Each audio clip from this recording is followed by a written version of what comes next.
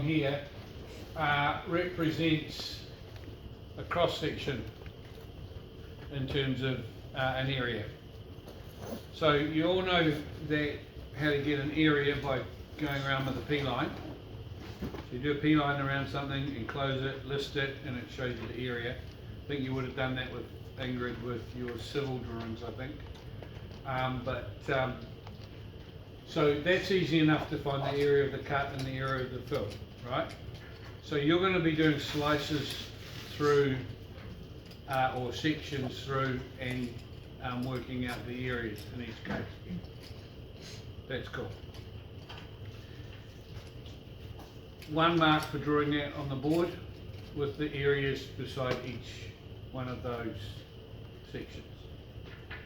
Obviously you've got a distance between them. And so how do you put it into the spreadsheet? It's actually reasonably easy, it's not that difficult.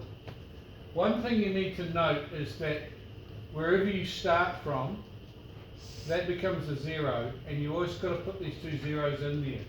So I said I would demonstrate it on the board, so I will.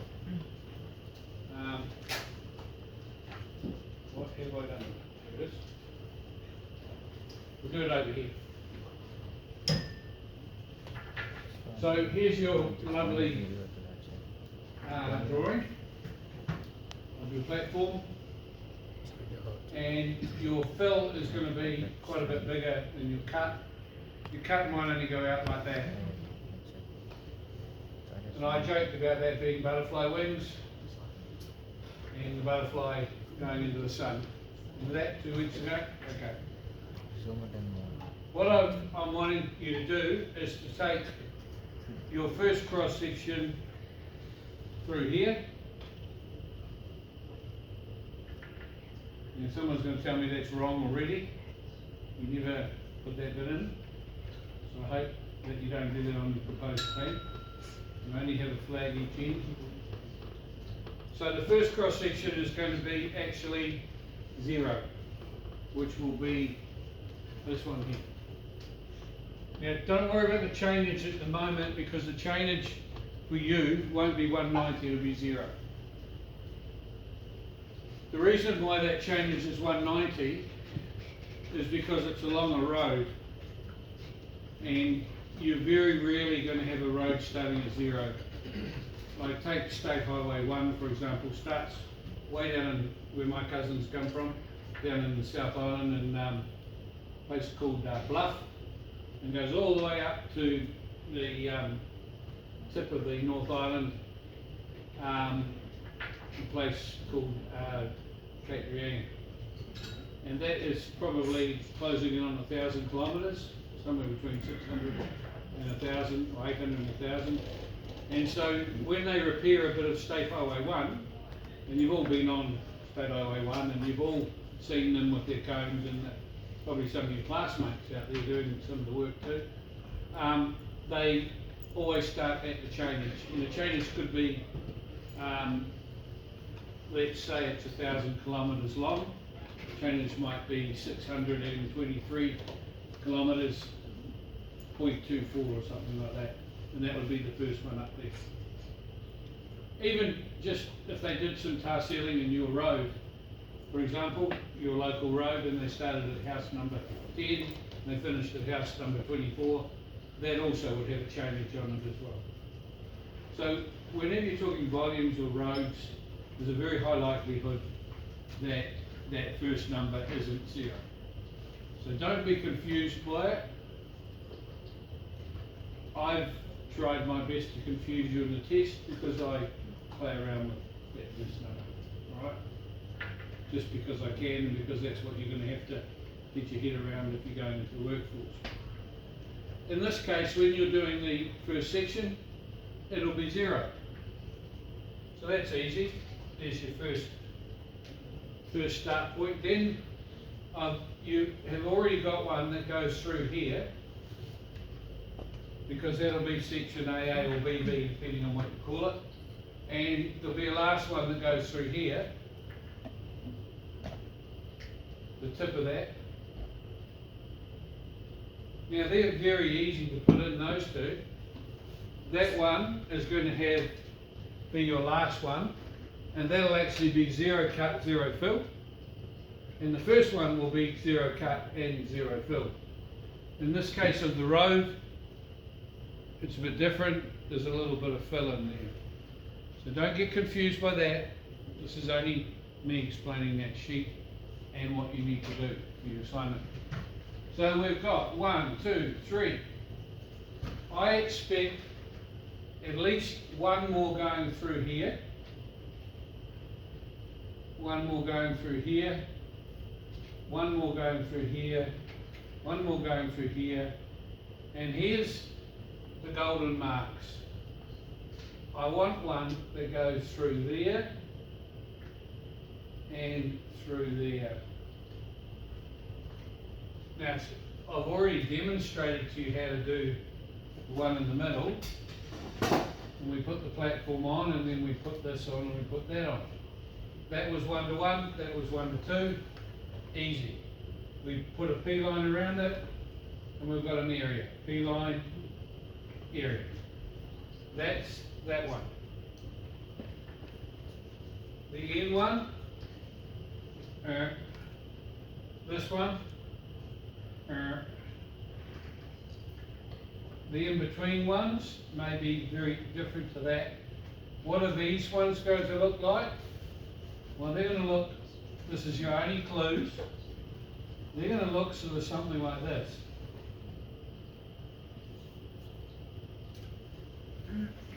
Because you're going to get a bit of cut and a bit of fill and a gap in between. It might be a bit different to that. It'll have a gap in between. What's the easiest way to draw it?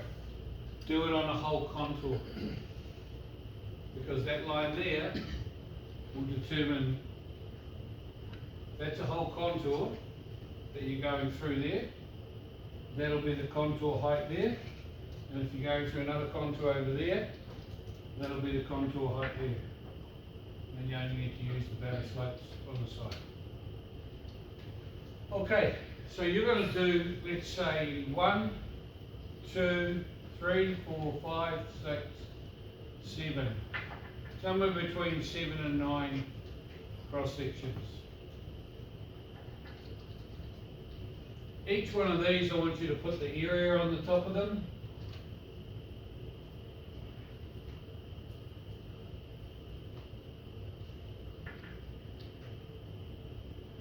And that's a mark for doing that correctly. Now I'll let you in a little secret. I will only be checking one. But usually I can pick the right one to check that you haven't drawn it correctly. Just because I can kind of eyeball it, and let's face it, by the time I've marked 30 something, you know, the one that's not right will stand out. Also, you need to remember what these distances here are, or at least measure them, because they will form your chainages. So say that is 1 metre, 1.2, 0.9, 1 metre, 7.2.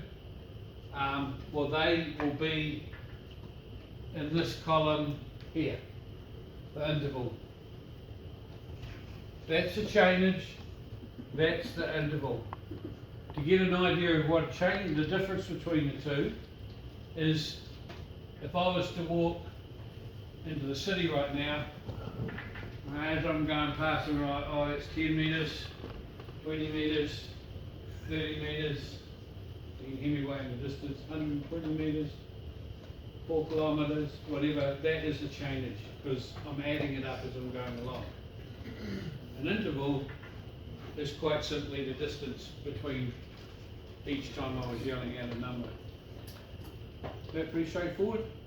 So as you can see there, 20 plus 190 is 210, plus 20 is 230, Then it gets down here, and at the end there you can see 380 plus 50 equals 430.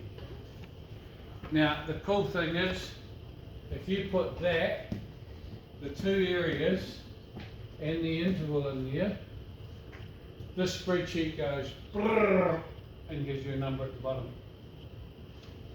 That's pretty cool because you're only really duplicating your own work. So what do you get for doing the spreadsheet? Half a mark. What do you get for pasting it into your drawing? Another half mark. And it doesn't, as long as it's about the same text height as your text in model space, I'm happy. If it's like this, and I can't see your drawing and you pasted it over the top of the drawing, you'll get 0 marks. And if it's that big, like, you know, I'm going to have to sort of stop everything, wipe the screen to see if I can see where it is. No, I still can't see it. It's a tiny little dot. Well, you know, you're risking me not seeing it all. So put it beside these. In model space, you don't have to do a viewport. In fact, if you do a viewport and all that, you lose marks. So that just needs to be in model space with the, in fact, I only want to see this bit, the corrected quantities. I don't want to see that bit, just this bit with the total. Now, if that says negative cut, what do you think it is?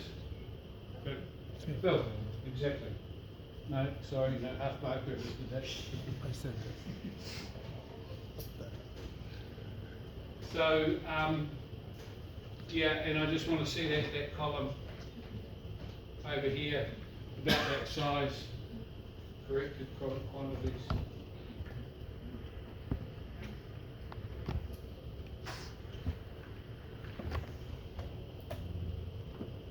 So I think, to me, if I can't remember, it's on your assignment sheet.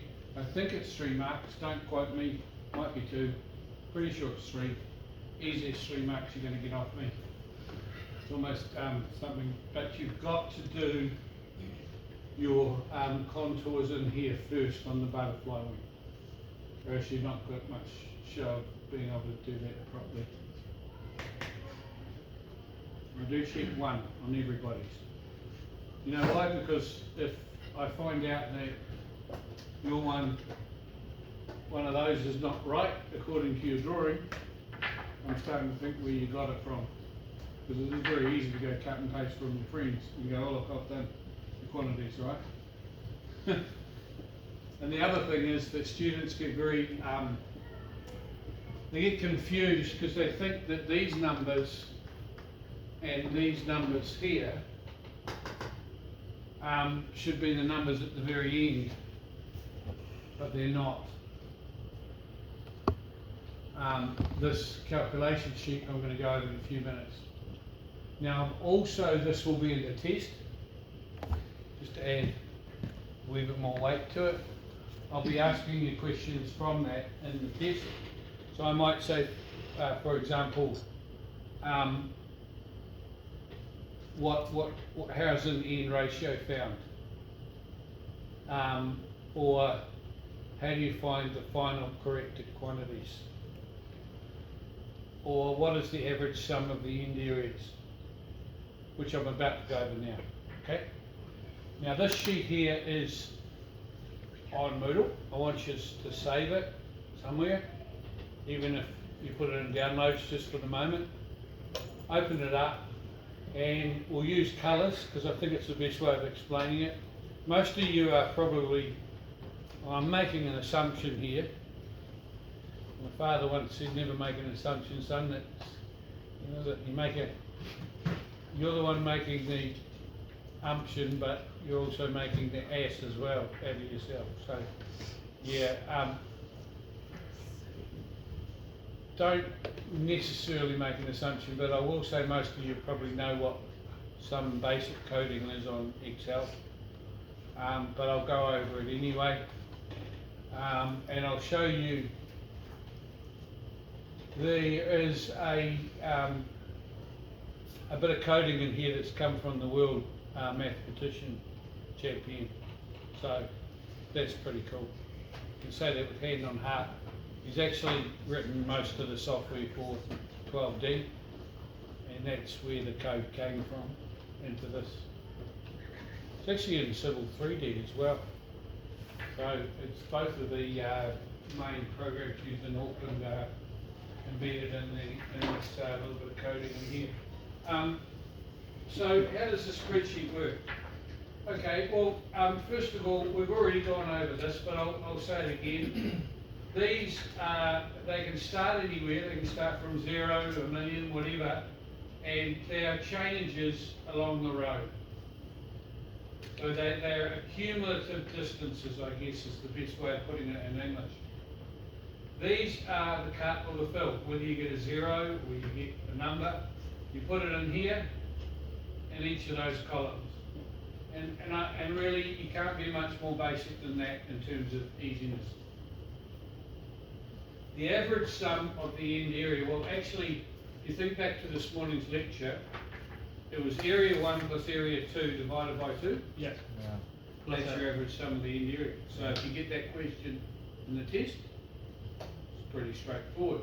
So in other words, what I like to do here is I like to format my cells so they're all 4 decimal places.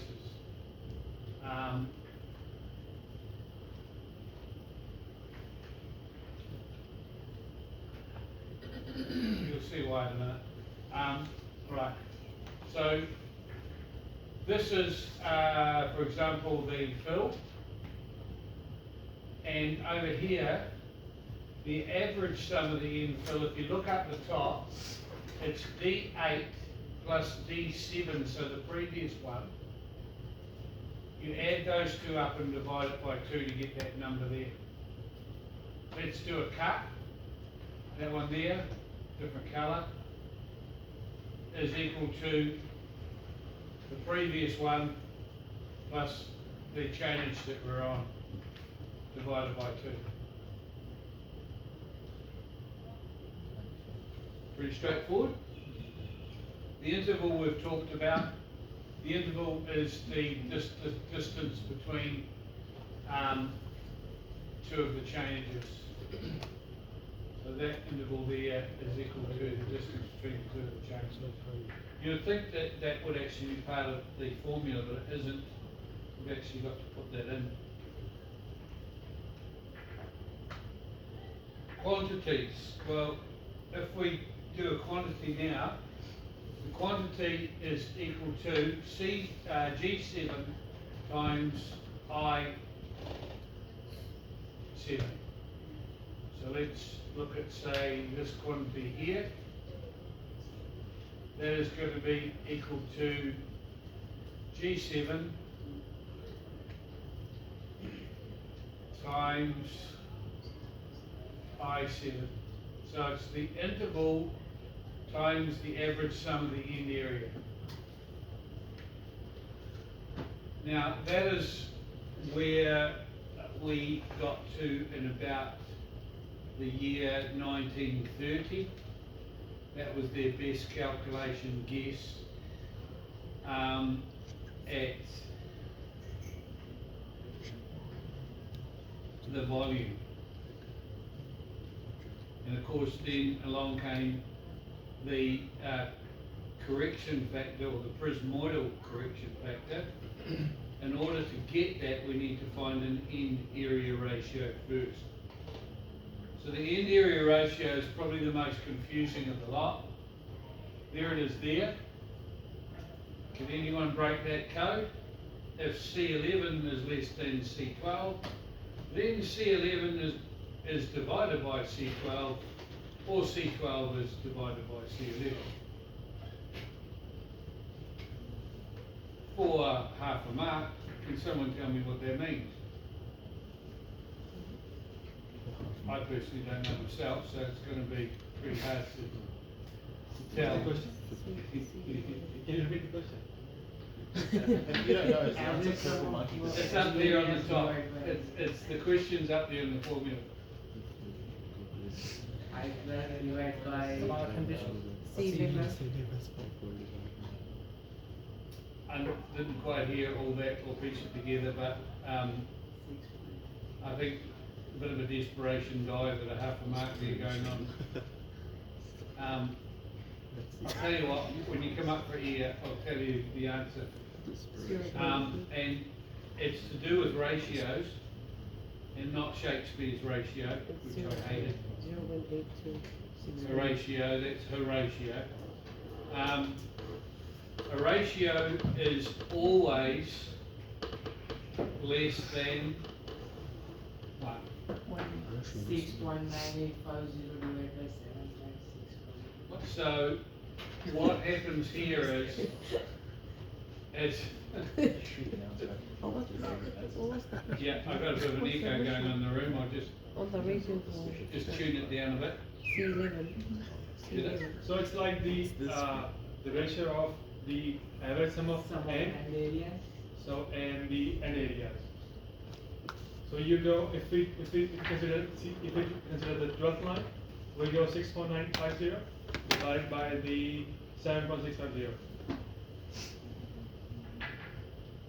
Oh, You're half right, I can't give away What was the a quarter mark, what was the so you're left dangling there, I'm afraid. what was the question? But never mind, let's go over it exactly. What's the So ratio this for end area ratio here, use purple, that is equal to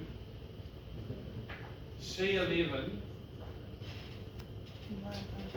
which is, 6.3? actually, we'll do that, yeah. That's equal to C11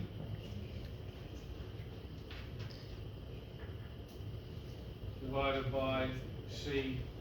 So well.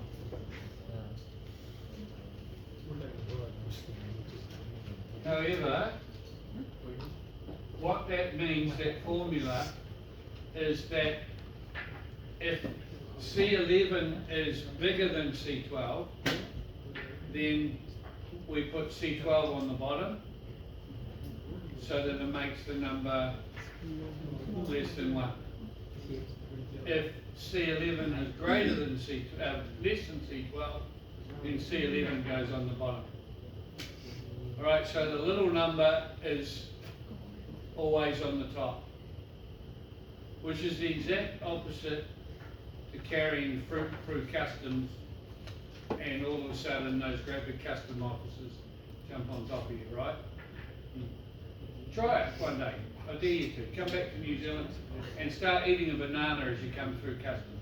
Oh, that's a bad idea. Yeah, it's a real bad idea. There's about 6 of them in there, and they'll just jump on top. So you'll have the big fellas on top of the little fella.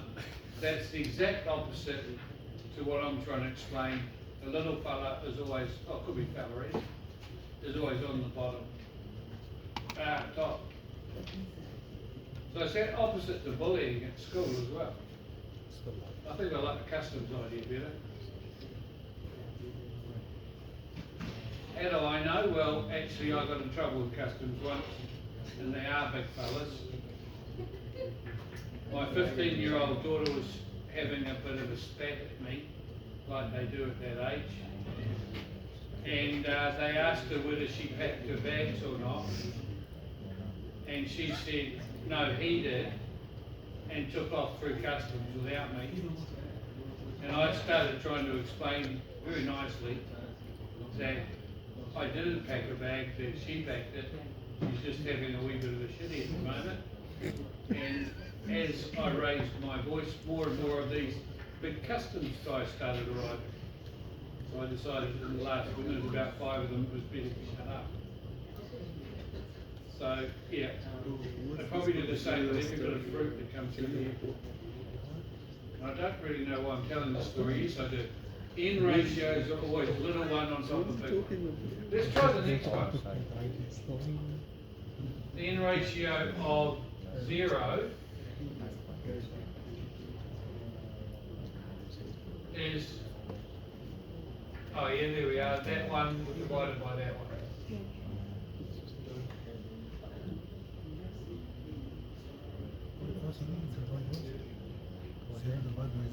No. So you see the cut area. You see the cut. For example, you want to get 9.0.8 to 1. If you're working in the cut section, right? Cut column. So you have to check where the end. You have to go to end area cut area. You see that? Now here's the 6.22 correction factor. divided by 7.65. And this time, it's 2 bonus If marks, you if want you the can next tell me what one, that it's means. 7.65 divided by 9.6. There is one man in the world that knows what it is. It's me. Is it you? Yep. Come on, get that bonus one. I guess there's a pretty high chance that it could be a thing, because there's quite a few of them in the world. But unfortunately, I don't know his name, but that formula up the top there is the one that I've been banging on about. And what it does is it adjusts each time for the row. It looks at that there, it looks at the size of the number, it compares it with the other numbers that are there, and it says that the adjustment is going to be this much, or in terms of how much you have to adjust your final answer. So it is going to be that, and this is the bit students think it's that times that, it's not, it's that times the cut there, 2749, and you see that, there's just slightly less for that row. Okay? So to find the correction factor, we need to find the end area ratio. Once we get the end area ratio, the correction factor will come in here. Note the correction factor for 0 is 0.6670. So that's the prismoidal. Of course, these add up down the bottom and they give us a corrected cut or fill.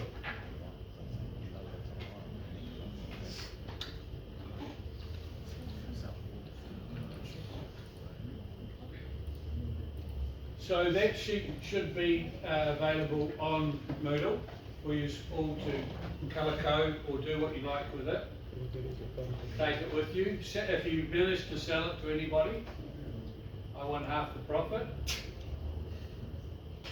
I would say, having taught 2,500 students over the years, there's a fairly high probability that most people have already got this in some format somewhere, trying to impress. Oh yeah, and by the way, you won't impress a boss at an interview either, because it's probably one of my students that's already got it. So that's not going to happen. Rolling back to the class exercise, which is disappeared on me. Here it is here.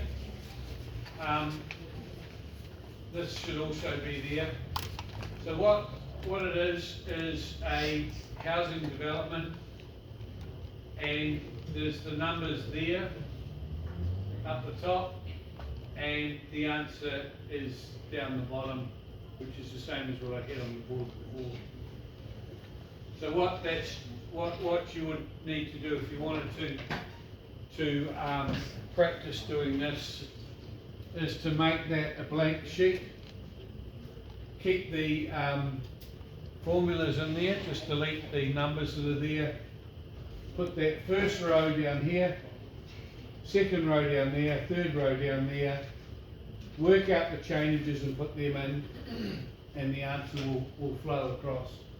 So you could actually practice, without looking at that final answer, you could practice doing it before you did the assignment, just to make sure you got the hang of doing it right. Alright?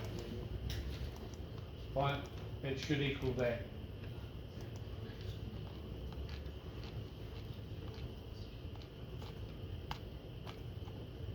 So that was all I really wanted to go over with you. it's 45 minutes down. If you want to carry on with your assignment, you've got time to do that. You've all paid to have your bottoms on the seat till 3 o'clock. You're welcome to go if you want to, you're welcome to stay if you want to. This is when the past student starts earning their $100 an hour.